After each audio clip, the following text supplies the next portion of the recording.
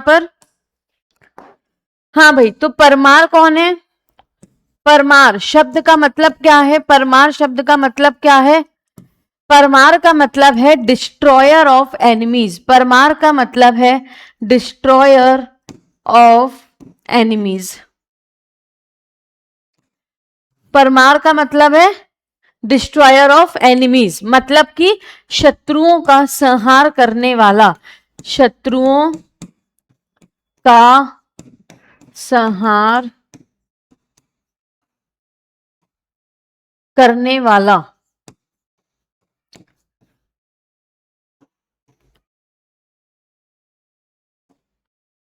आपको बहुत अच्छे से समझना है सारी चीजें, ठीक है? क्योंकि क्वेश्चन आंसर का क्या है, एक बार हमको कंटेंट क्लियर हो तो हम क्वेश्चन आंसर लिखना भी जो है तो उसको क्लियर कर लेंगे। देखिए, परमार, परमार शब्द का मतलब है शत्रुओं का संहार करने वाला। अब ये परमार कौन है? तो ये परमार है Agnivanshi Rajput. Who were them? तो ये है अग्निवंशी राजपूत। हमने चंदेरा को पढ़ा कि वो चंद्रवंशी राजपूत थे, और ये कौन है? अग्निवंशी राजपूत। क्योंकि इनके ओरिजिन की मान्यता है, इनके ओरिजिन या इनकी उत्पत्ति किससे मानी गई है? राजा वशिष्ठ, ठीक है? राजा वशिष्ठ के अग्निकुंड से, अग्निकुंड से। तो इनकी उत्पत्ति कहां से मानी गई है? राजा वशिष्ठ नहीं, ऋषि वशिष्ठ बोलना सही होगा, ठीक है? ऋषि वशिष्ठ। तो इनकी उत्पत्ति कहां से मानी गई है? ऋषि वशिष्ठ के अग्निकुंड से मानी गई है। इसीलिए हम इन्हें क्या बोलते हैं? अग्निवंशी बोलते हैं, अग्नि से उत्पन्न, अग्नि के वंश के, क्योंकि इनकी उत्पत्ति ऋषि वशिष्ठ के अग्निकुंड से। ऐसा माना जाता है कि जब माउंट आबू पर्वत पर ऋषि वशिष्ठ जो है मतलब वो क्रोधित हो गए थे किसी कारणवश, तो उन्होंने अग्निकुंड से इन परमारों को बेसिकली क्या किया था? इनकी उत्पत्ति की थी, ठीक है? तो अब कायदे से ये जो परमार हैं वो कौन हुए? वो ऋषि वशिष्ठ की संतानें हुए, ठीक है? अब ऋषि वशिष्ठ कौन थे? ब्राह्मण थे, ठीक है? तो इन्हें भी क्या होना चाहिए? ब्राह्मण होना चाहिए। लेकिन ऐसा माना जाता है कि ये जो परमार थे ये वास्तव में ऋषि वशिष्ठ के कुल, ब्राह्मण कुल से ही थे, लेकिन राजा और शासक बनने के कारण इन्हें क्षत्रिय वर्ण से जोड़ दिया जाता है, ठीक है? इन्हें क्षत्रिय वर्ण से जोड़ दिया जाता है। तो परमार का मतलब है डिस्ट्रॉयर ऑफ एनिमीज। ये अग्निवंशी राजपूत से, क्योंकि इनकी जो उत्पत्ति है वो माउंट आबू पर्वत पर राजा वशिष्ठ के अग्निकुंड से हुई थी, ठीक है? वैसे तो ये ब्राह्मण ओरिजिन के हैं, लेकिन रूलर बनने के कारण, शासक बनने के कारण हम इन्हें क्षत्रिय वर्ण से जोड़ देते हैं और हम इन्हें अग्निवंशी राजपूत बोलते हैं। इतनी बात समझ में आई आप सभी को? ये ओरिजिन के अभी हम क्वेश्चन भी लगाएंगे कि explain the sources of origin, या क्या कारण था इनकी ओरिजिन का, ये चीजें पढ़ेंगे। बेसिक तौर पर आपको क्लियर है या नहीं, आप मुझे ये बताइए। Is it clear to everyone?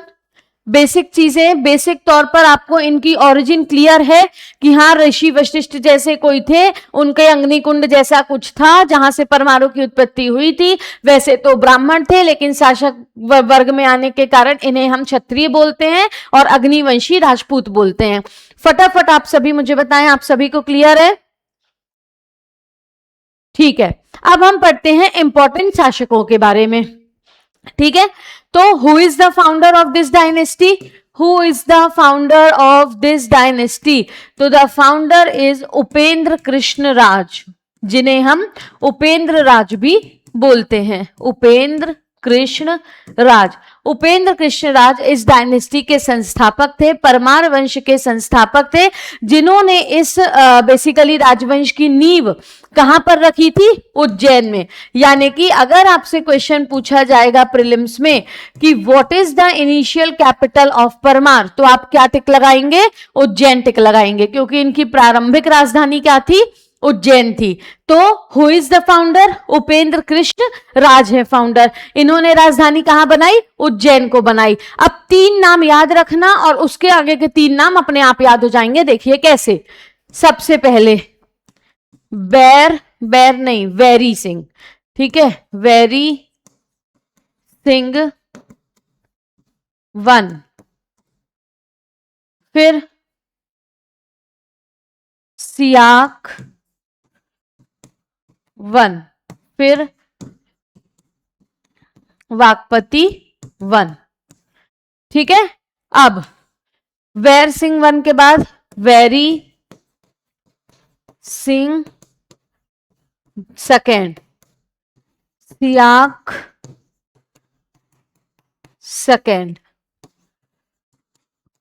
Vakpati Munj. तो फाउंडर उपेंद्र कृष्ण राज, उनके बाद कौन आए? वैरी सिंह वन। इनके बारे में हम कुछ भी इंपॉर्टेंट नहीं पढ़ते, ठीक है, बस इतना पढ़ लेना, उपेंद्र कृष्ण राज के उत्तराधिकारी थे। सियाक वन, इनके बारे में भी हम कुछ नहीं पढ़ते, बस इतना पढ़ लेना कि ये वैरी सिंह वन के उत्तराधिकारी हैं। वाकपति वन, इनके बारे में भी हम ज्यादा कुछ भी नहीं पढ़ते, बस इतना याद रख लेना है कि इन्होंने अपने आप को गुर्जर प्रतिहारों से क्या डिक्लेयर किया था? इंडिपेंडेंट डिक्लेयर किया था। आखिर में ये जो हमारे परमार हैं, ये किसके बेसिकली सामंत थे? गुर्जर प्रतिहारों के। तो क्या हुआ था, जब इंद्र थ्री राष्ट्रकूट ने, जब इंद्र तृतीय ने महीपाल, हमने पढ़ा था ना, इंद्र तृतीय ने महीपाल पर आक्रमण किया, उसे मार दिया, जिसके बाद गुर्जर प्रतिहारों की शक्ति निरंतर कम होती गई। तो वाकपति वन जो थे, उन्होंने जब इंद्र तृतीय ने महीपाल को हराया, तो इन्होंने क्या किया? तो इन्होंने इस बात का फायदा उठाकर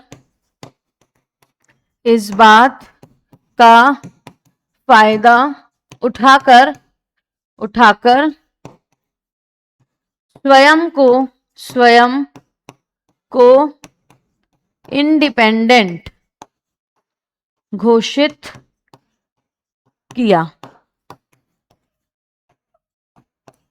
किससे इंडिपेंडेंट? गुर्जर प्रतिहारों से। स्वयं को किससे इंडिपेंडेंट इन्होंने घोषित किया दोस्तों? गुर्जर प्रतिहारों से। तो ध्यान रहेंगी इतनी चीजें आप सभी को याद रहेंगी।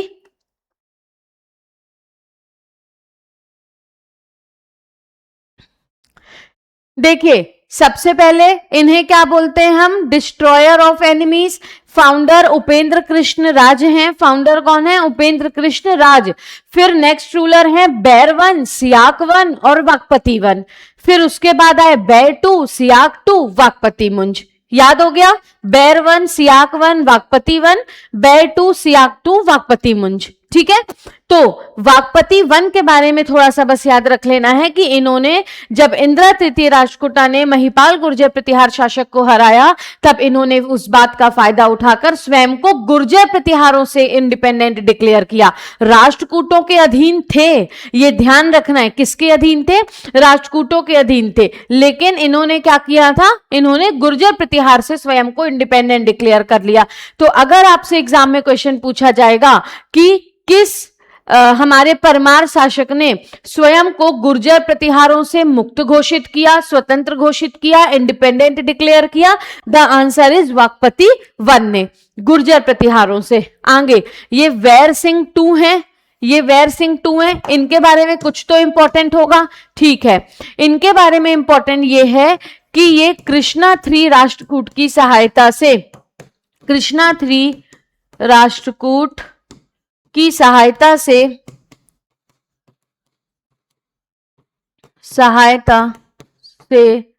राजधानी उज्जैन से धार स्थानांतरित की, उज्जैन से धार ट्रांसफर की। बहुत इंपॉर्टेंट बात है, इनके बारे में ध्यान रखना है। ठीक है, तो आपको यह ध्यान रखना है कि राजा भोज की राजधानी नहीं थी धार। धार राजधानी मतलब राजधानी थी, पर उन्होंने शिफ्ट नहीं की थी, वो धार में राजधानी के रूप में ही शासन कर रहे थे। लेकिन बैर सिंह टू, बैर, सियाक, वाकपति तीनों 111, ठीक है, वाकपति वन गुर्जर प्रतिहारों से इंडिपेंडेंट डिक्लेयर किए। जब वहां महिपाल गुर्जर प्रतिहार की शक्ति डाउन हो गई इंदिरा थ्री के आक्रमण के बाद, फिर उसके बाद इंदिरा थ्री के सक्सेसर कृष्णा थ्री थे, ये भी आपको ध्यान रखना है। ठीक है, तो इंदिरा थ्री के सक्सेसर कौन थे? कृष्णा थ्री थे। तो बाद में आए कौन? वाकपति वन के बाद बैर द्वितीय, ठीक है। तो वैर द्वितीय ने कृष्णा थ्री राष्ट्रकूट की सहायता से स्वयं को धारा नगरी का स्वामी, यानी कि सीधा बोलूं तो राजधानी उज्जैन से धार स्थानांतरित की थी। ठीक है। तो who shifted the capital of Parmar dynasty from Ujjain to Dhar? The answer is Vairi Singh two. तो ये चीजें समझ में आ रही है कि ये राष्ट्रकूटों के अधीन हैं। गुर्जर प्रतिहार से अपने आप को इंडिपेंडेंट डिक्लेयर कर लिए, लेकिन राष्ट्रकूटों के अधीन हैं। ठीक है। लेकिन अब हम पढ़ेंगे सियाक 2 के बारे में। ठीक है। अब हम देखेंगे यहां पर सियाक 2 के बारे में। सियाक 2 तो मोस्ट इंपॉर्टेंट इनके बारे में याद रखना है। इन्होंने परमारों को राष्ट्रकूट शासकों से स्वतंत्र घोषित किया। स्वतंत्र, आप ये जो मैं आपको समझा रही हूं ना, ये आप बहुत अच्छे से समझ लो। ये मेरी गारंटी, आपको क्वेश्चन आंसर लिखने में और याद करने में 1% तो बहुत ज्यादा होगा, 0.1% भी दिक्कत नहीं आने वाली, या कोई भी डिफिकल्टी नहीं आने वाली। बस जितना मैं यहां पर लिख के आपके लिए मेहनत करके समझा रही हूं उतना आप समझो। मैं चाहूं तो आकर, मेरा काम है सीधा मैं क्वेश्चन आंसर फॉर्मेट पे आपको आंसर राइटिंग बस करा सकती हूं, लेकिन क्या मतलब जब बेसिक बैकग्राउंड ही क्लियर नहीं होगा, कोई मतलब नहीं है। ठीक है। इसलिए यहां पर ध्यान देना है। परमारों को राष्ट्रकूट शासक से इन्होंने क्या किया? स्वतंत्र घोषित किया। कैसे किया? अपने आप कर लिया? जी नहीं, इन्होंने राष्ट्रकूट शासक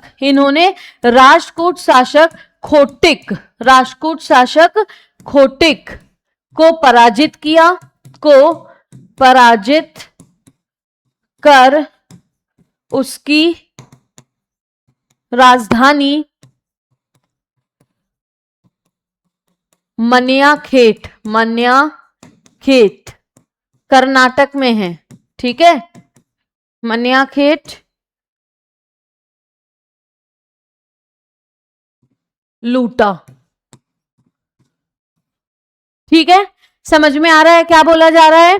देखिए, सियाक 2 कौन थे? ये हमारे परमार शासक थे। सियाक 2 परमार शासक थे, जिन्होंने क्या किया था? सियाक 2 वॉज द परमार रूलर, जिन्होंने अपने आप को राष्ट्रकूटों से स्वतंत्र घोषित किया था। याद रखना है, अगर आपसे पूछा जाएगा कि किस परमार शासक ने स्वयं को गुर्जर प्रतिहारों से मुक्त घोषित किया, याद रखना है वाकपति 1 ने। ठीक है। जब इंद्रथिय ने महिपाल गुर्जर प्रतिहार को हराकर प्रतिहारों की शक्ति कम की थी। देन उसके बाद फिर आए कौन? उसके बाद फिर आए हमारे बैर सिंह द्वितीय। इन्होंने कैपिटल भी ट्रांसफर कर ली, उज्जैन से धार ट्रांसफर कर ली। फिर आए उसके बाद सियाक 2। तो सियाक 2 फर्स्ट पूर्ण रूप से इंडिपेंडेंट रूलर थे, जिन्होंने परमारों को राष्ट्रकूटों से भी इंडिपेंडेंट डिक्लेयर कर लिया और पूर्ण रूप से स्वतंत्रता के साथ ये शासन करने लगे। यानी कि अब परमार किसी के भी अधीन नहीं थे, स्वतंत्र शासक के रूप में शासन किया इन्होंने। ठीक है। फिर उसके बाद सियाक 2 के बारे में आपको याद रखना है, इन्होंने गुर्जर प्रतिहार को हराया, इन्होंने हुनों को भी हराया, गुर्जर प्रतिहार, हुन, इन्हें भी हराया। एंड सिलाहार रूलर, ऐसे ये नहीं होगी spelling, Silahara ruler of Konkan, Silahara ruler of Konkan को हराया। ठीक है। फिर हमें गुजरात के हरसोल इंस्क्रिप्शन, ये जो हरसोल इंस्क्रिप्शन है ये गुजरात में स्थित है और ये सियाक 2 से संबंधित है। हरसोल इंस्क्रिप्शन ऑफ सियाक 2, यहां से हमें पता चलता है कि इन्होंने गुजरात के शासक योगीराज या योगाराज,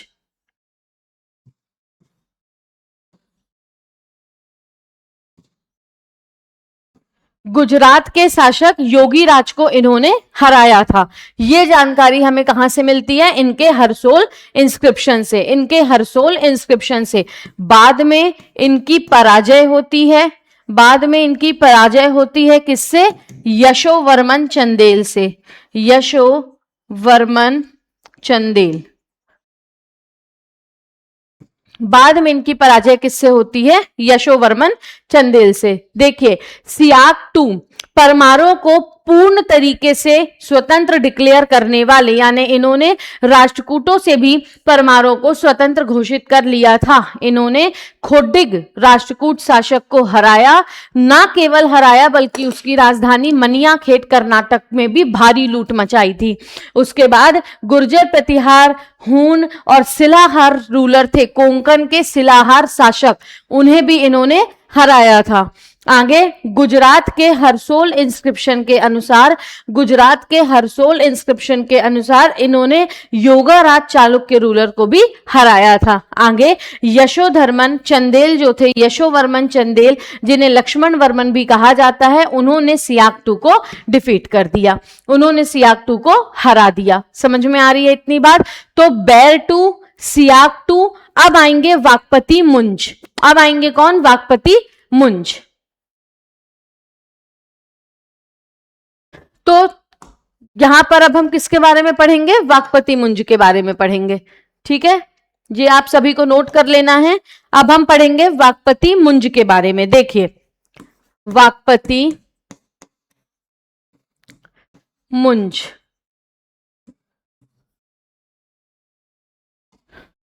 तो वाकपति मुंज कौन थे? एडॉप्टेड सन। एडॉप्टेड सन। किसके एडॉप्टेड सन थे ये? सियाकटू के। सियाकटू। ठीक है, उसके बाद फिर आपको ध्यान रखना है, इन्हें उत्पल राज भी कहा जाता था। उत्पल राज भी कहा जाता था, भी कहा जाता था। क्या कहा जाता था इन्हें? Utpal Raj. He was also known as Utpal Raj. उसके बाद आपको ध्यान रखना है, इन्होंने चौहान रूलर, चौहानों को हराया। इन्होंने मेवाड़ के गोहिल रूलर को हराया। इन्होंने लाट एंड हून रूलर्स को हराया।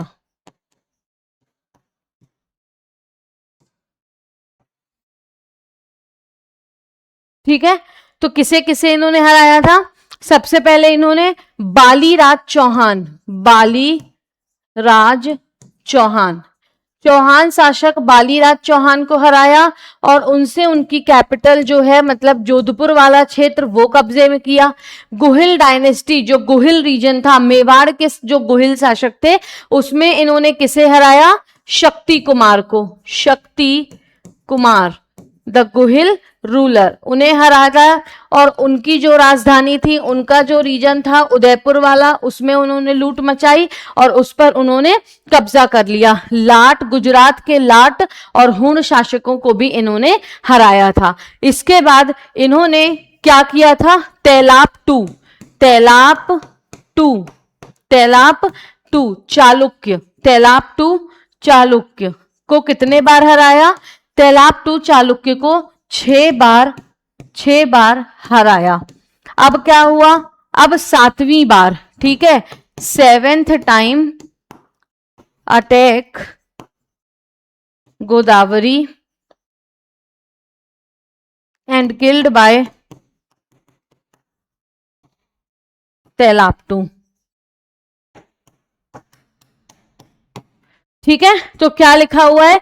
इन्होंने, यानी कि वाकपति मुंज ने तैलाप टू को 6 बार हराया था। फिर 7वीं बार वो उनकी राजधानी गोदावरी नदी के तट पर आक्रमण करने गए थे। हालांकि उन्हें उनके मिनिस्टर रुद्रादित्य ने समझाया था कि मत जाओ, आप हारे जाओगे, पर फिर भी उनका उपहास करके वो गए और 7th टाइम गोदावरी में अटैक करते वक्त उनकी मृत्यु हो गई। तैलाप टू ने उन्हें मार दिया। किसे? वाकपति मुंज को। ठीक है, इनके अन्य नाम भी हम पढ़ते हैं, जैसे इन्हें क्या कहा जाता है? श्री वल्लभ, श्री वल्लभ पृथ्वी वल्लभ,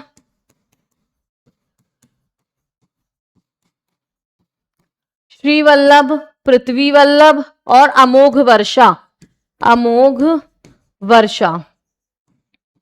इन्होंने अपने नाम पर गुजरात में मुंजपुर सिटी बनवाई थी, मुंजपुर सिटी, ठीक है, मुंजपुर सिटी बनवाई थी। तो वहीं उज्जैन में इन्होंने मुंज सागर तालाब बनवाया था। उज्जैन में नहीं, धार में, है ना, धार में मुंज सागर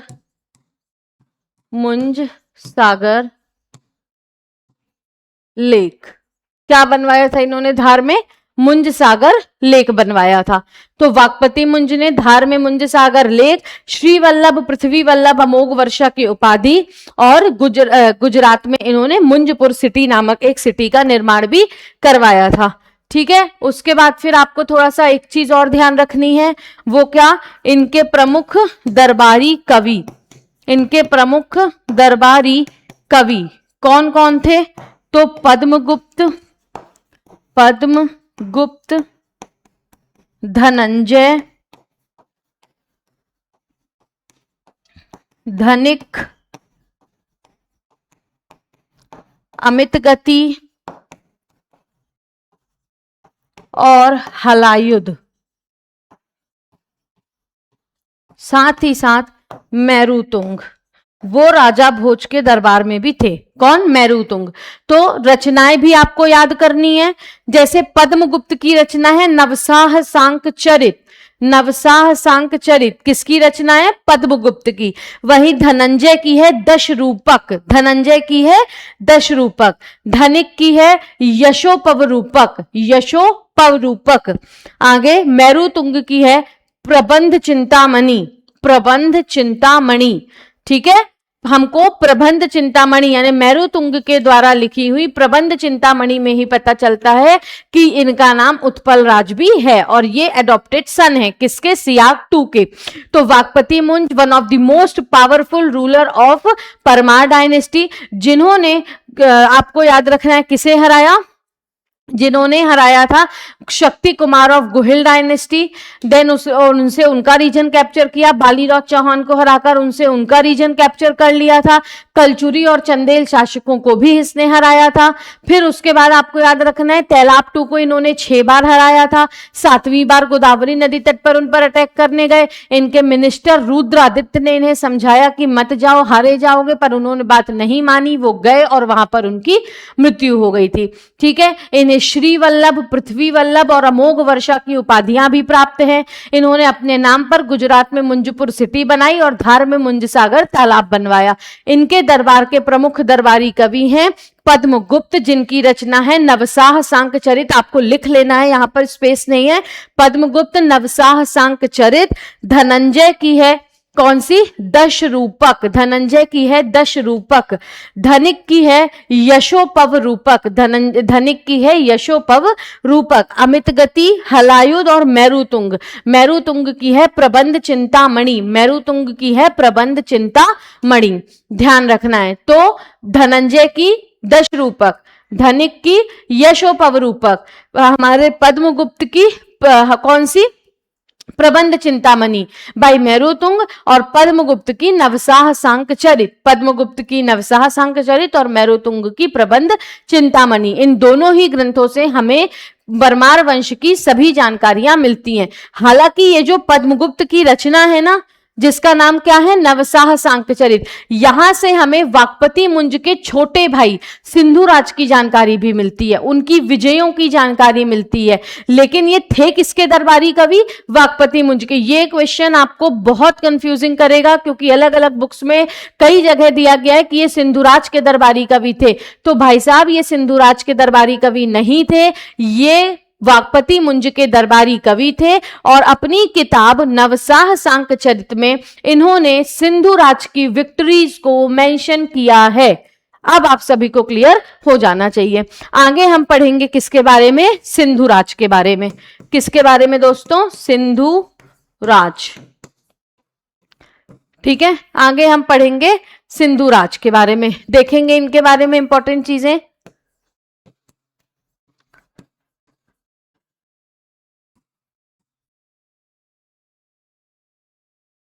तो ये कौन थे? सबसे पहले तो पता होना चाहिए ना कौन थे। तो याद रखना है, ये थे छोटे भैया। छोटे भैया किसके छोटे भैया? वाकपति मुंज के। वाकपति मुंज के। अब वाकपति मुंज को किसने हराया था? तैलापटू ने हराया था। तो अपने भैया जी का बदला तो लेंगे ही, वो हमारे बड़े भाई हैं, उन्हें कैसे उनने मार दिया?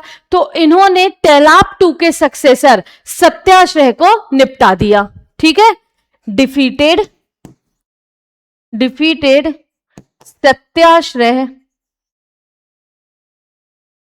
चालुक्य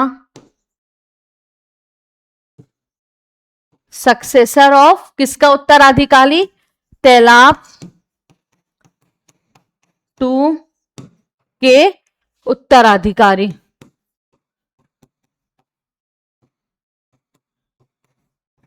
ठीक है, तो ये आपको थोड़ा सा ध्यान रखना है। तो सिंधुराज किसके छोटे भाई थे?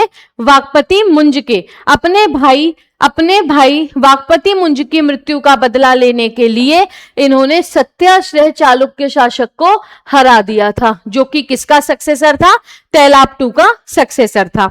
ठीक है, फिर उसके बाद फिर आपको ध्यान रखना है सिंधुराज के बारे में।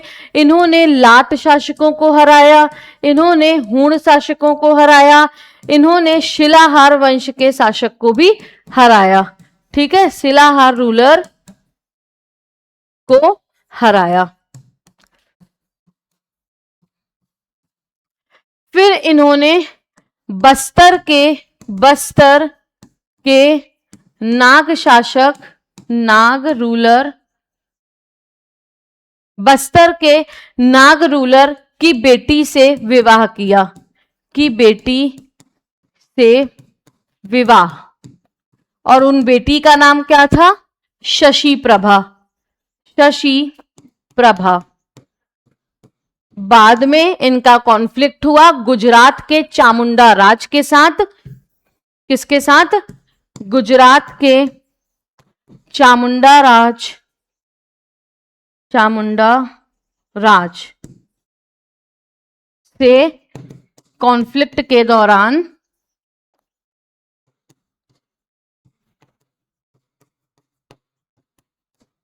मृत्यु। ठीक है, कॉन्फ्लिक्ट के दौरान इनकी मृत्यु हो गई थी। उसके बाद फिर इन्हें किसकी उपाधियां दी गई? उपाधियां तो इन्हें कई सारी दी गई थी, कुछ मेजर थी, जैसे कि कुमार नारायण और शाह सांख। कुमार नारायण और शाह सांख, ये उपाधियां इनकी मेजर थी, ये आपको ध्यान रखना है। ठीक है, तो कौन कौन सी उपाधियां दी गई? कुमार नारायण और शाह सांख। तो किसके छोटे भाई? वाकपति मुंज के। अपने भाई का बदला लिया, डिफीटेड सत्याश्रय चालुक्य, सत्याश्रय चालुक्य को हराया, जो वहां तैलाप का सक्सेसर था। लाट हूण शिलाहार रूलर्स को हराया, कोंकण का शासक था शिलाहार डायनेस्टी का। बस्तर के नाग रूलर की बेटी शशि प्रभा से विवाह किया। आगे गुजरात के चामुंडा राज से कॉन्फ्लिक्ट के दौरान इनकी मृत्यु हो गई थी। उपाधियां कुमार नारायण और शाह सांग। तो सियाक टू कैसे मरे थे? सियाक टू यशोवर्मन चंदेल ने मारा।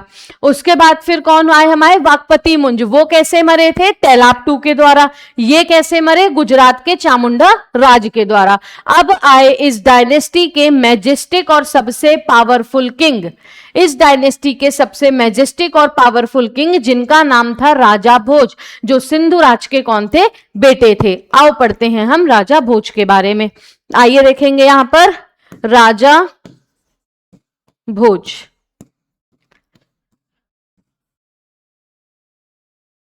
ठीक है, अब हमें पढ़ना है राजा भोज के बारे में। एक सेकेंड में पानी पी लूं।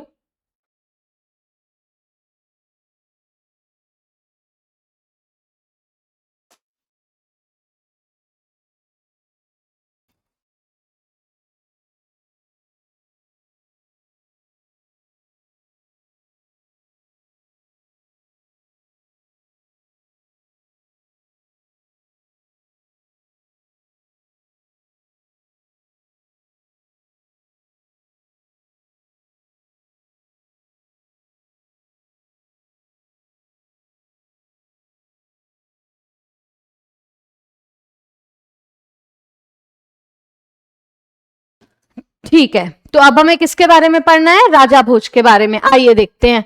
सबसे पहले तो ये कौन थे? राजा भोज कौन थे? ये थे, एक सेकेंड,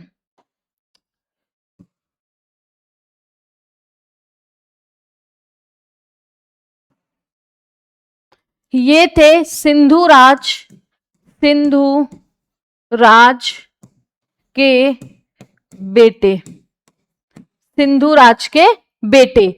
अब इनका जो एम्पायर एक्सपेंशन है, सबसे पहले राजधानी तो इनकी भी धार ही थी, राजधानी इनकी भी क्या थी? धार थी। ठीक है, धार को राजधानी बनाकर इन्होंने शासन किया। बेसिकली धार राजधानी शिफ्ट किसने की थी? Who shifted the capital of Parmar dynasty from Ujjain to Dhar? Vairi Singh द्वितीय ने। ठीक है, वैरी सिंह द्वितीय ने। तो सिंधु राज के बेटे, राजधानी इन्होंने धार स्थानांतरित की थी। वैसे तो इनके जन्म के बारे में कोई रियल हमें एक्चुअल जो जानकारी है वो नहीं मिलती, पर एक जो ऑथेंटिक माना गया है वो 1010 से लेकर 1055 तक इनकी बर्थ, मतलब इनका जो टोटल लाइफ पीरियड है वो माना गया है। ठीक है, इन्हें इन प्रमुख उपाधियां जैसे सरस्वती पुत्र, सरस्वती पुत्र, एक सेकेंड, ये राइटिंग कैसी आ रही है? सरस्वती पुत्र और कविराज जैसी उपाधियां भी दी गई थी। सरस्वती पुत्र और कविराज जैसी उपाधियां भी इन्हें क्या की गई थी? दी गई थी। तो सिंधु राज के बेटे थे, राजधानी धार थी और सरस्वती पुत्र और कविराज जैसी उपाधियां दी गई थी। सरस्वती पुत्र इन्हें कहा गया था। इनकी डेथ पर कहा गया था कि अब माता सरस्वती का आधार चला गया। ठीक है, अब माता सरस्वती का जो आधार है वो चला गया।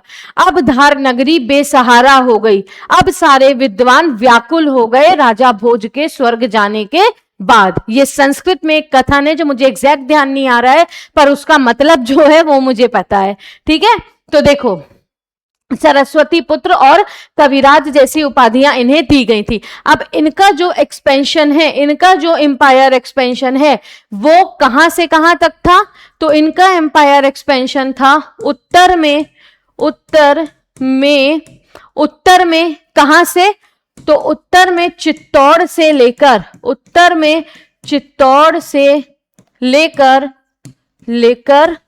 दक्षिण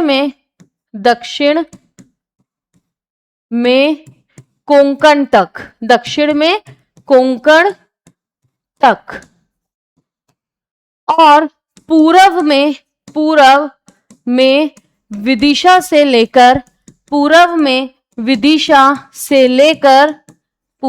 विदिशा से लेकर पश्चिम में साबरमती नदी तक, साबरमती के तट तक।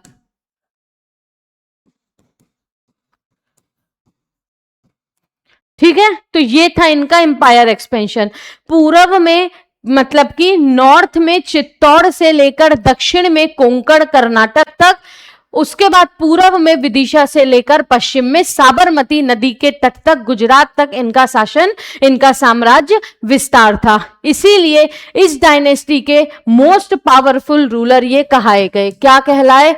सबसे प्रतापी शासक, सबसे प्रतापी शासक कहलाए।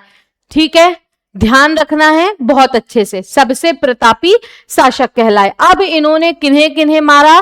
तो इन्होंने लाट रूलर कीर्तिवर्मन,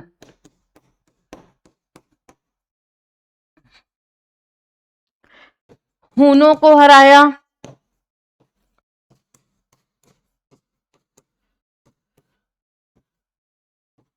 कोंकण के शिलाहार शासक को भी हराया।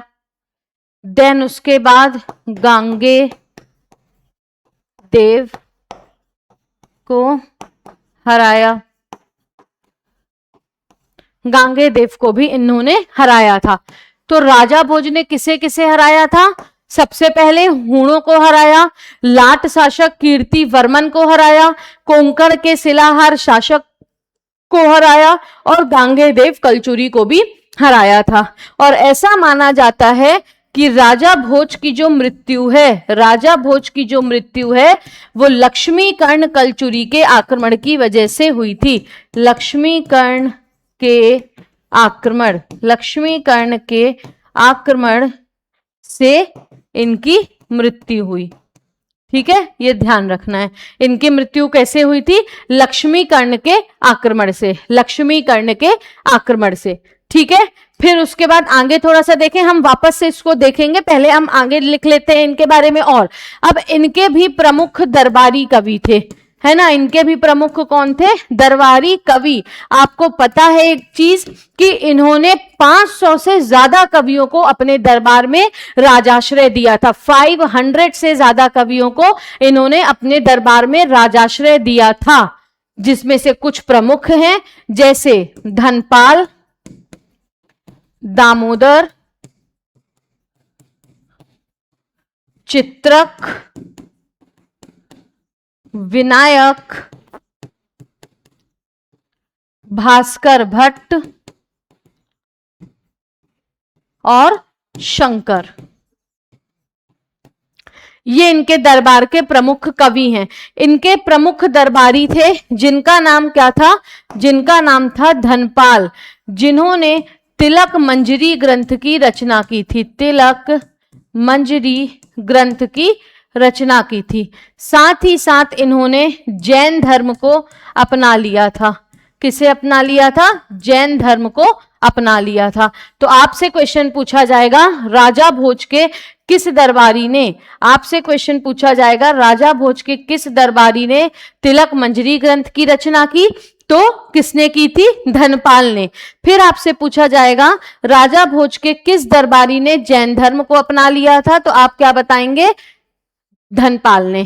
ठीक, फिर उसके बाद आगे देखेंगे तो आगे आपको याद रखना है कि ये स्वयं भी क्या करते थे? कवि थे, इसीलिए तो हमने इन्हें कविराज कहा था। तो इन्होंने स्वयं क्या क्या लिखा था? इन्होंने लिखा था सरस्वती कंठाभरण, सरस्वती कंठाभरण, सरस्वती कंठाभरण, युक्ति कल्प तरु, सम्रांगण सूत्रधार, सम्रांगण सूत्रधार, सम्रांगण सूत्रधार।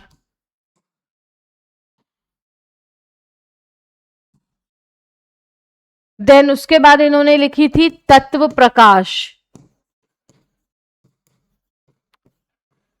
चारु चर्चा, यह चारु चार भी जिसे हम कहते हैं। और एक इन्होंने लिखी थी चंपू रामायण, चंपू रामायण, जिसमें इनकी इंपॉर्टेंट जो किताब है वो है, सबसे इंपॉर्टेंट है सरस्वती कंठाभरण, जो संस्कृत व्याकरण से संबंधित है। और एक महत्वपूर्ण किताब है सम्रांगण सूत्रधार, जो वास्तुकला से संबंधित है, वास्तुकला से संबंधित है। तो एग्जाम में कई बार क्वेश्चन पूछा जाता है कि राजा भोज की कौन सी रचना है जो वास्तुकला से संबंधित है या आर्किटेक्चर से संबंधित है, तो उसका आंसर क्या होगा? सम्रांगण सूत्रधार। ठीक है, तो कवि के रूप में इन्होंने इनकी इसकी रचनाएं की।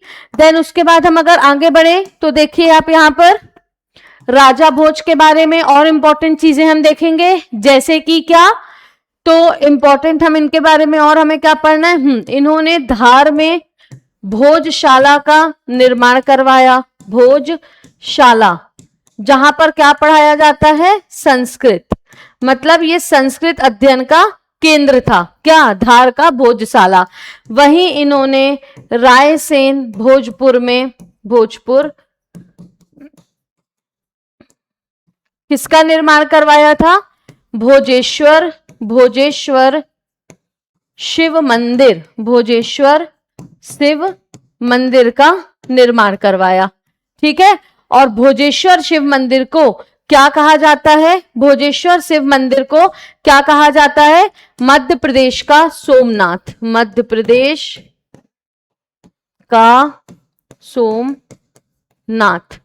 ये पूरे एशिया में सबसे बड़ा शिवलिंग है जो एक ही पत्थर से बनाया गया है, सिंगल पत्थर से बना हुआ सबसे बड़ा शिवलिंग, जिसे मध्य प्रदेश का सोमनाथ भी कहा जाता है, भोजेश्वर शिव मंदिर रायसेन।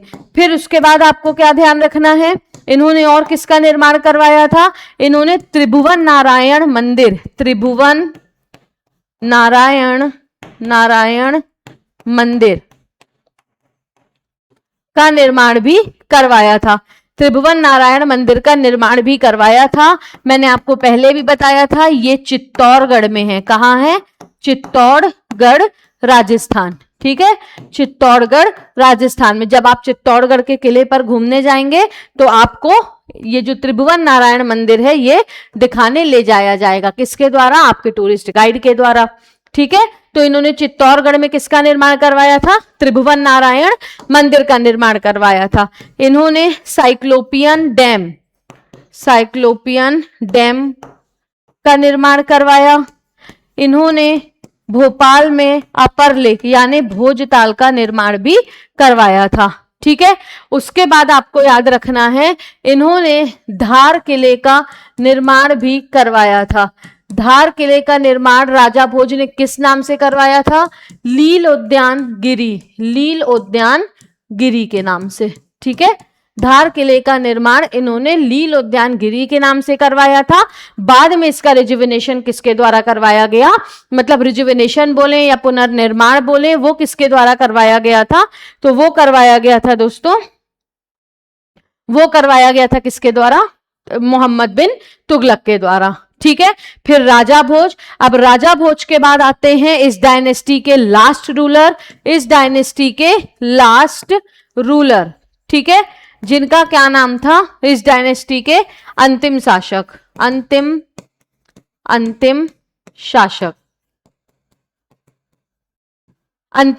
जिनका क्या नाम था? महलक देव, जिन्हें किसने निपटा दिया? तो जिन्हें 1292 में अलाउद्दीन खिलजी के सेनापति आइन उल मुल्क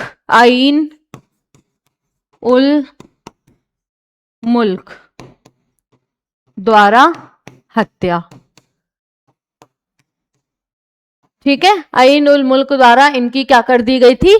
हत्या कर दी गई थी। और फिर क्या हुआ था?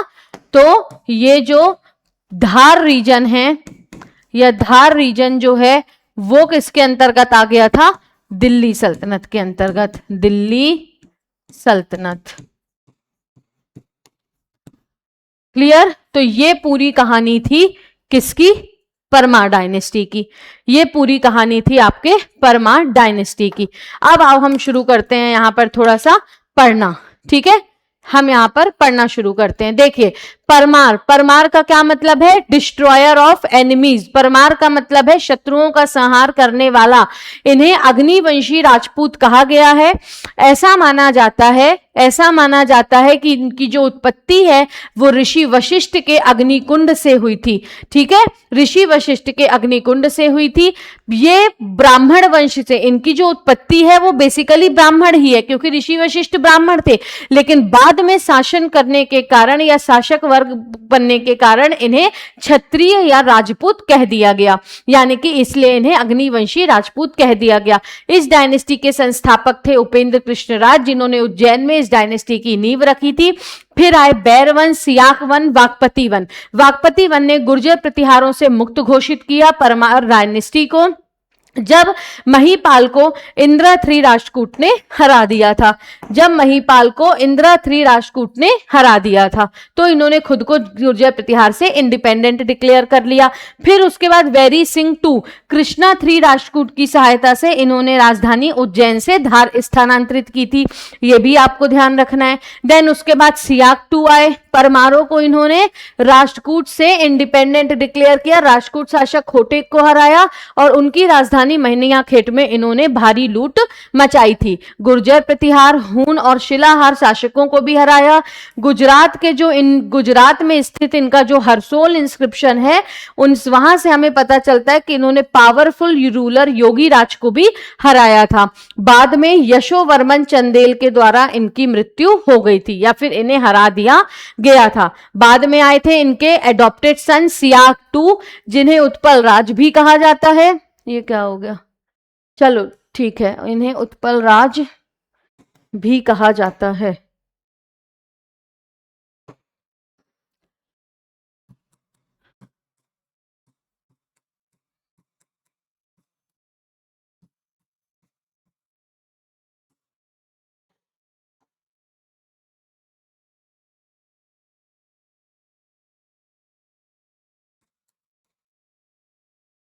तो इन्हें क्या कहा जाता है, इन्हें उत्पल राज भी कहा जाता है, ध्यान रखना है। इन्होंने बालीराज चौहान को हराया था, चौहान शासक बालीराज चौहान को इन्होंने हराया था। गुहिल डायनेस्टी शक्ति कुमार को हराया था, गुहिल डायनेस्टी के रूलर शक्ति कुमार को। उसके बाद लाट और हूण शासकों को भी इन्होंने हराया। तैलाप टू चालुक्य को भी इन्होंने हराया था 6 बार, लेकिन जब 7वीं बार गए गोदावरी नदी पर इन्होंने क्या किया, अटैक, तो तैलाप टू के द्वारा इनकी मृत्यु हो गई। इनके दरबार के प्रमुख कवि थे पद्मगुप्त, धनंजय, धनिक, अमितगति, हलायुध और मेरुतुंग, जिसमें मेरुतुंग ने प्रबंध चिंतामणि की रचना की थी और पद्मगुप्त ने नवसाह सांक चरित की रचना की थी। इन्होंने क्या किया था, शक्ति कुमार, गुहिल डायनेस्टी के शक्ति कुमार को हरा के उदयपुर और इन्हें हराकर जोधपुर पर कैप्चर किया था। किसे, चौहान डायनेस्टी के शासक को हराकर। आगे देखेंगे सिंधुराज इनके छोटे भाई थे, वाकपति मुंज के छोटे भाई थे। डिफीटेड शत्रश है चालुक्य को इन्होंने हराया था अपने भाई का बदला लेने के लिए, जो तैलाप टू का उत्तराधिकारी था। लाट, हूण और शिलाहार रूलर्स को हराया। बस्तर के नाग रूलर की बेटी से विवाह किया जिसका नाम था शशि प्रभा। आगे गुजरात के चामुंडा राज से युद्ध करते वक्त इनकी मृत्यु हो गई। इनकी उपाधियां हैं कुमार नारायण और साहसांक। आगे देखेंगे राजा भोज इस डायनेस्टी के सबसे पावरफुल शासक, सबसे मैजेस्टिक किंग थे। राजधानी धार थी। इन्हें सरस्वती पुत्र और कविराज भी कहा जाता था। उत्तर में चित्तौड़ से लेकर दक्षिण में कोंकण तक और पूर्व में विदिशा से लेकर पश्चिम में साबरमती नदी के तट तक इनका साम्राज्य विस्तार था। गुजरात के लाट शासक को, हूणों को, कोंकण के शिलाहार शासक को और गांगे देव को पराजित किया। बाद में लक्ष्मीकर्ण कलचुरी के आक्रमण के कारण इनकी मृत्यु हो गई और ये स्वर्ग सिधार गए। इनके जाने पर क्या कहा गया कि राजा भोज के जाने से माता सरस्वती का आधार चला गया, हमारे धार का गौरव चला गया और साथ ही साथ सारे विद्वान व्याकुल हो गए। ठीक है, कब, उनके स्वर्ग सिधार जाने से। आगे इनके दरबारी कवि धनपाल, दामोदर, चित्रक, विनायक, भास्कर भट्ट और शंकर थे। धनपाल ने तिलक मंजरी ग्रंथ की रचना की थी, ध्यान रखना है। और साथ ही साथ यहाँ पर इन्होंने जैन धर्म को अपना लिया था। ये कवि थे। इन्होंने सरस्वती कंठाभरण, युक्ति, कल्पतरु, सम्रांगण, सूत्रधार, तत्व प्रकाश, चारुचार, चंपू रामायण जैसी कविताएं लिखी थी, ग्रंथ लिखे थे। धार में साइक्लोपियन डैम, भोपाल में भोजताल का निर्माण करवाया, धार में भोजशाला का निर्माण करवाया जो कि संस्कृत अध्ययन का केंद्र है। रायसेन के भोजपुर में इन्होंने मध्य प्रदेश का सोमनाथ भोजेश्वर शिव मंदिर का निर्माण करवाया और त्रिभुवन नारायण मंदिर का निर्माण इन्होंने राजस्थान के चित्तौड़गढ़ में चित्तौड़गढ़ के किले पर करवाया था। धार किले का निर्माण राजा भोज ने किस नाम से करवाया, तो लील उद्यान गिरी के नाम से। अब आप सभी मुझे कमेंट में पूरे 14 के 14 लोग बताओ, एक एक चीज आप सभी को परमार डायनेस्टी के बारे में क्लियर है या नहीं, बताएं। और कैसा लगा आपको परमारों को पढ़कर, फटाफट सभी के कमेंट मेरे पास यहां पर आने चाहिए।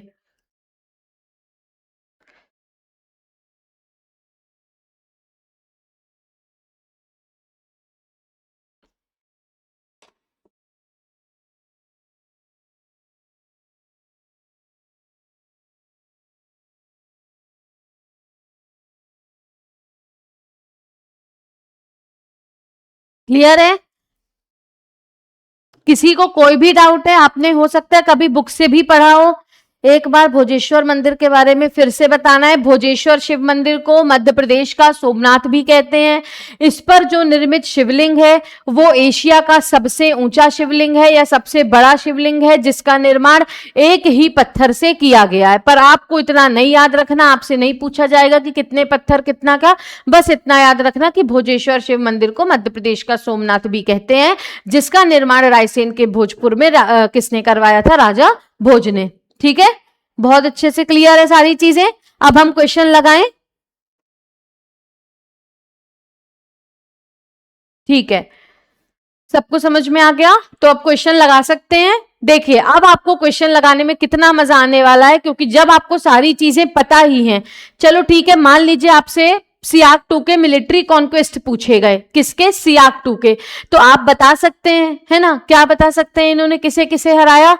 तो सियाक टू को देखिए, यहां पर सियाक टू के बारे में हमने कुछ तो लिखा है। हाँ, गुर्जर, प्रतिहार, हूण, शिलाहार शासकों को हराया।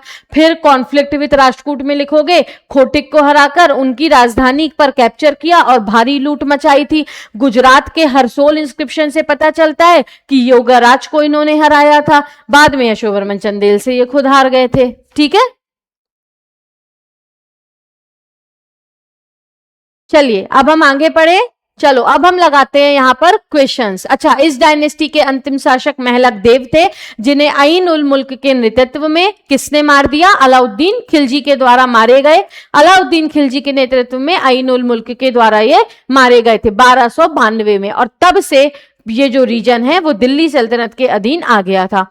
ठीक है, आगे देखेंगे। तो हमारा पहला क्वेश्चन है परमार वंश। परमार वंश, इनके इसमें आपको क्या लिखना पड़ेगा? तो इसमें आप देखिए, फाउंडर कौन है? उपेंद्र कृष्णराज। कैपिटल क्या थी? उज्जैन थी। मेजर रूलर्स उपेंद्र, सियाक द्वितीय, वाकपति द्वितीय, जिन्हें वाकपति मुंज भी कहा जाता है, भोज और उदयादित्य परमार। नवसाह, सांकचरित व उदयपुर प्रशस्ति में परमारों की उत्पत्ति ऋषि वशिष्ठ के अग्निकुंड से बताई गई है। ये मैंने आपको बताया है। पर आपको अपना आंसर मैंने क्या बोला था, कैसा लिखना है? सीधा, short and sweet.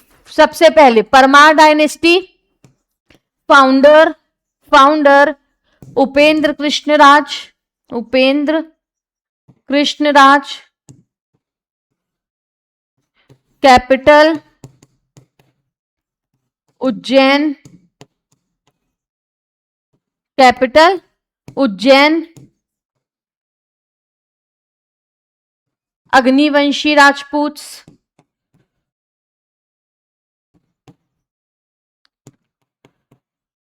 Agnivanshi Rajput. Capital Ujjain. Ruled over Malwa region. Next, major rulers. तो नाम लिख देना है जो जो भी मेजर रूलर्स थे, बस आंसर खत्म। समझ में आ रहा है कौन कौन थे मेजर रूलर्स? सियाक टू, वाकपति मुंज, सिंधु राज और राजा भोज। तो ये इंपॉर्टेंट शासक थे। कितने मार्क्स मिलेंगे 2 में से? बताओ कितने मार्क्स दोगे मुझे 2 में से? आप बताएं। यहां पर फाउंडर उपेंद्र कृष्णराज, अग्निवंशी राजपूत, दोनों ही facts clear complete. Capital Ujjain है, मालवा रीजन पर शासन किया, ये भी कंप्लीट। इंपॉर्टेंट रूलर है सियाक टू, वाकपति मुंज, सिंधु राज, राजा भोज। कितने मार्क्स देंगे? 0। बताएं कितने मार्क्स देंगे आप मुझे इस आंसर में?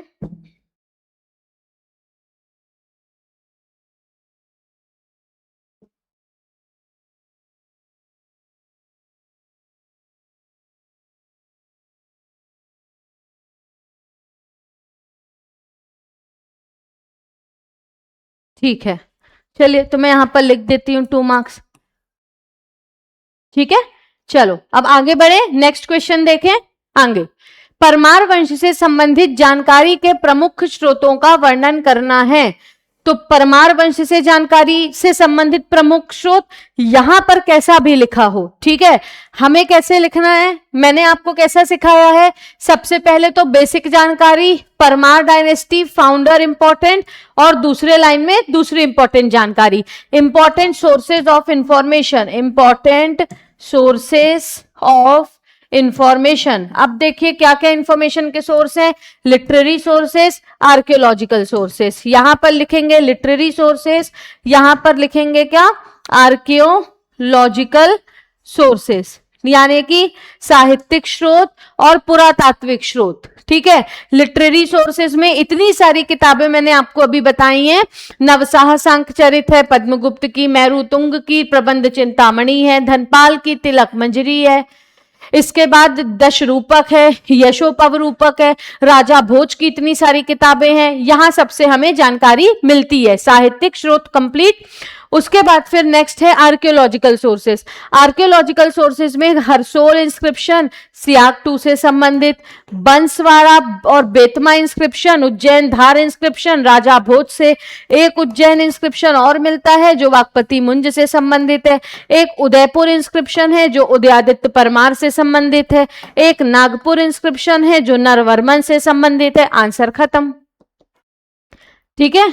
इस तरीके से आपको आंसर अपना खत्म करना है, लिखना है। देखिए यहां पर देखेंगे प्रमुख आर्कियोलॉजिकल सोर्सेस, परमार वंश के इतिहास की जानकारी पुरातात्विक और साहित्यिक स्रोतों तथा विदेशी यात्रियों एवं मुस्लिम विद्वानों के विवरण से प्राप्त होती है। एक फरिश्ता थे, है ना, फरिश्ता जिनका नाम था, उनकी किताब थी तारीख ए फरिश्ता, जहां से हमें राजा भोज नहीं, परमार वंश के शासन की जानकारी मिलती है। वहीं फॉरेन ट्रेवलर अल बिरूनी थे, जिनकी किताब थी किताब उल हिंद से जानकारी हमको मिलती है। देखेंगे यहां पर सियाग द्वितीय का हरसोल इंस्क्रिप्शन, वाकपति मुंज का उज्जैन इंस्क्रिप्शन, राजा भोज का बंसवाड़ा बेतमा धार उज्जैन इंस्क्रिप्शन, उदयादित्य परमार की उदयपुर प्रशिष्टि, नरवर्मन की नागपुर प्रशिष्टि। बस खत्म, इतनी चीजें तो हमने पढ़ी हैं, ठीक है, यही तो हमने पढ़ा है। अब अगर मैं आपसे बोल रही हूं हरसोल इंस्क्रिप्शन सियाग 2 का है, तो क्या उससे राजा भोज की जानकारी मिलेगी? नहीं, उससे किसकी जानकारी मिलेगी? सियाग 2 की। तो वही आपको लिखना है। मैंने बताया था ना, सियाग 2 के हरसोल इंस्क्रिप्शन से पता चलता है कि इन्होंने गुजरात के पावरफुल शासक योगाराज को हराया था, तो वही चीजें आपको यहां पर मेंशन करनी है, ठीक। उसके बाद लिटरेरी सोर्सेस में पद्मगुप्त, नवसाह सांख्यचरित, मेरुतुंग की प्रबंध चिंतामणि, कोर्ट स्कॉलर्स ऑफ मुंज एंड भोज, बहुत सारे वर्क मिलते हैं, सब मैंने आपको बता दिए यहाँ पर। अल बिरूनी की किताब उल हिंद है, फेरिश्ता की तारीख है फेरिश्ता है, historical information of Parmar dynasty, Abul Fazal की आइन अकबरी से भी इस वंश की जानकारी प्राप्त होती है। बात खत्म, ठीक है। उनसे भी हमें इस वंश की जानकारी प्राप्त होती है। तो आप मुझे बताओ, मैं ये वाला 7 मार्कर आपको लिखकर दिखाऊं जिससे आपको पता चल पाए कि आगे कभी भी ऐसा कोई क्वेश्चन आता है किसी भी डायनेस्टी से संबंधित, तो आपको ऐसे ही लिखना है, या आप खुद से लिख लोगे? बताएं, एक मॉडल आंसर मैं आपको यहां पर लिख के बता दूं, या आप लिख लेंगे ये वाला आंसर, तो फिर हम आगे बढ़े। अगर आप लिख लेंगे तो आगे बढ़ते हैं, अदरवाइज मैं आपको यहां पर इसे लिखकर बताती हूं।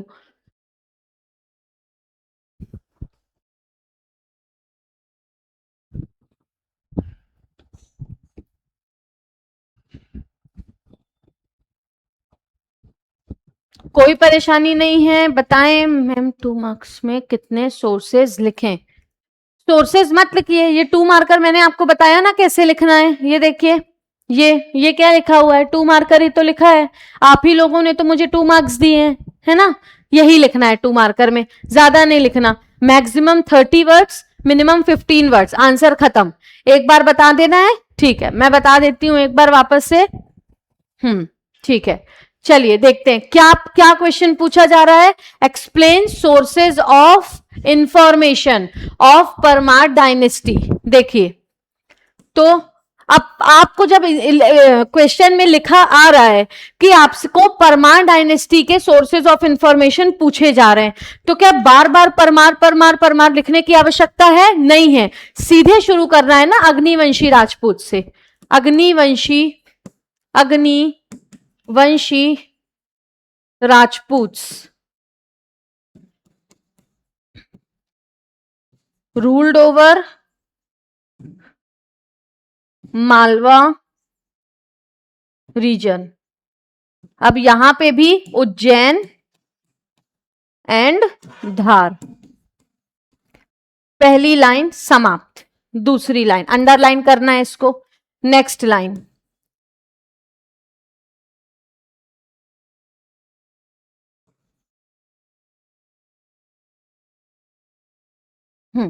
देन उसके बाद क्या लिखना है? Founder Upendra Raj. Upendra Raj. Powerful ruler या मोस्ट पावरफुल रूलर कौन थे? राजा भोज।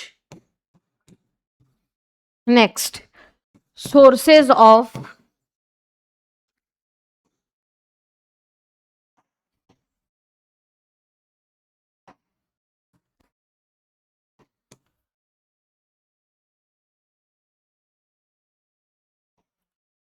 sources of information।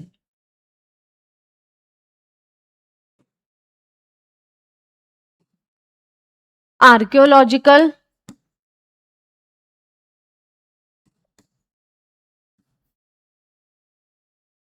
और लिटरेरी।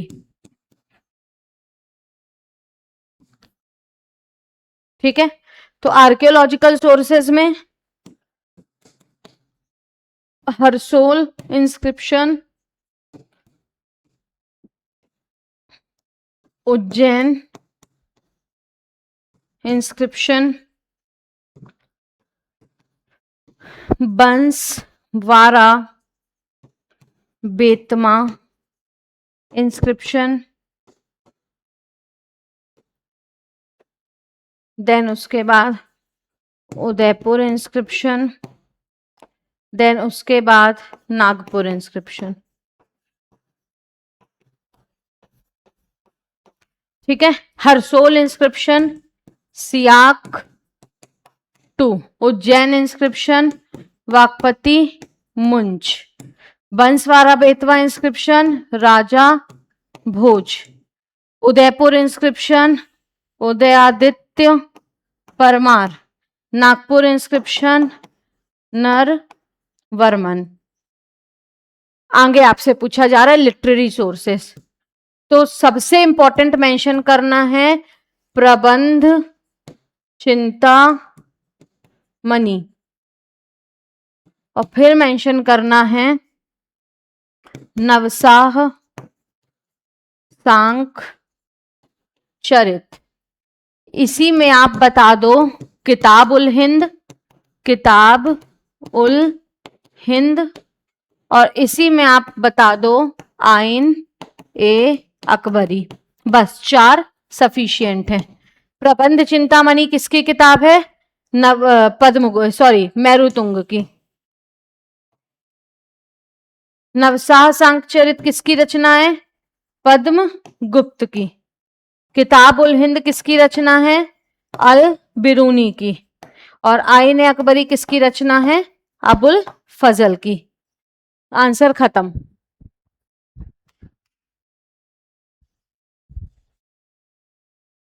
आंसर खत्म। इस तरीके से आपको लिखना है बस।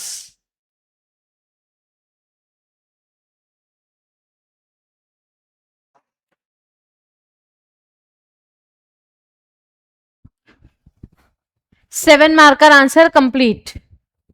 ठीक है, 7 मार्कर आंसर कंप्लीट। बताएं भैया, मार्क्स दे दें आप सभी मुझे। चेक मैं कर देती हूं, मार्क्स आपको देना है। ठीक है,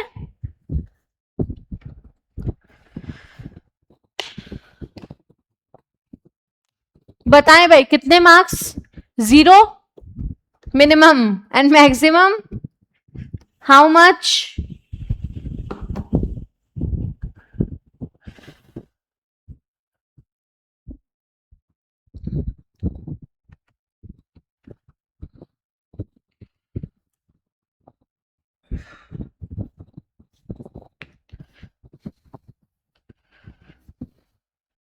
ठीक है भाई, no one is evaluating me. Okay 6 marks, ठीक है। It means answer is good. तो आप ऐसा लिख सकते हो, ठीक है, ऐसा ही लिखना है आपको, ऐसा ही लिखना है, ठीक है। आगे बढ़े। अब आप मुझे बताओ, चलिए हम आगे तो देख लेंगे, कोई ऐसे बहुत बड़े क्वेश्चन नहीं है। देखिए नेक्स्ट क्वेश्चन हमारा क्या है। नेक्स्ट क्वेश्चन, परमार वंश की उत्पत्ति के बारे में आपको बताना है। परमार वंश की उत्पत्ति के बारे में आपको बताना है। तो मैंने आपको बताया था मुख्यतः अग्निकुंड उत्पत्ति तथा ब्रह्मक्षत्र कुलीन मत मिलते हैं। तो दो मत हो गए, एक अग्निकुंड, एक ब्रह्मक्षत्र कुलीन।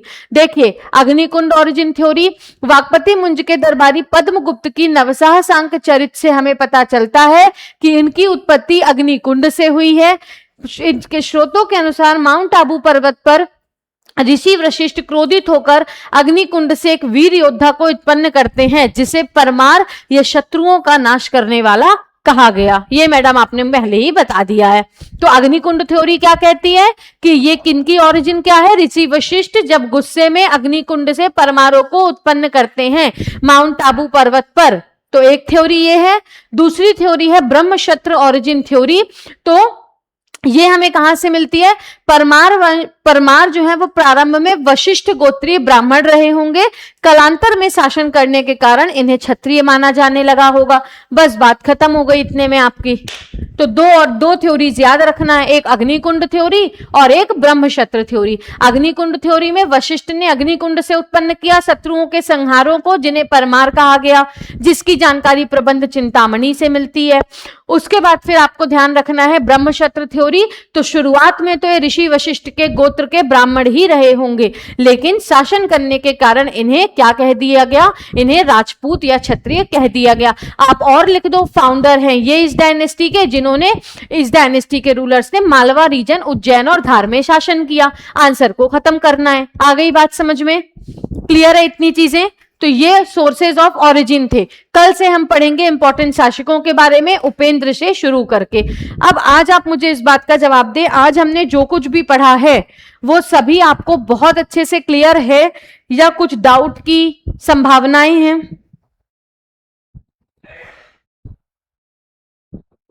बताएं, किसी को किसी भी प्रकार का कोई भी डाउट या everything is clear?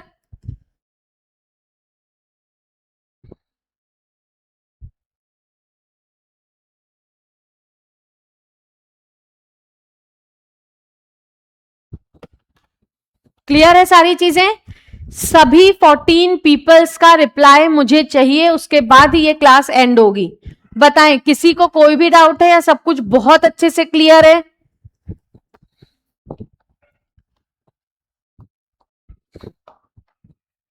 One two three four, ठीक है। मुझे पता भी चलना चाहिए ना कि मेरी क्लास में बैठा हुआ हर व्यक्ति एक्टिव है या नहीं, या मैं ही यहां पर यूं ही मेहनत कर रही हूं, ऐसा नहीं है, ठीक है। इंटरेक्शन कैसा होना चाहिए, दोनों साइड से, तभी पढ़ने और पढ़ाने में मजा आता है ना। तभी हमें भी लगता है कि हाँ सामने वाला इंसान स्ट्रिक्टली या फिर सिंसियरली हमसे पढ़ रहा है और हमें भी पढ़ाने में मजा आता है, ठीक है। आंसर राइटिंग में क्या हालचाल है? आंसर राइटिंग में आ रहे हैं आंसर्स लिखते आपको अच्छे से?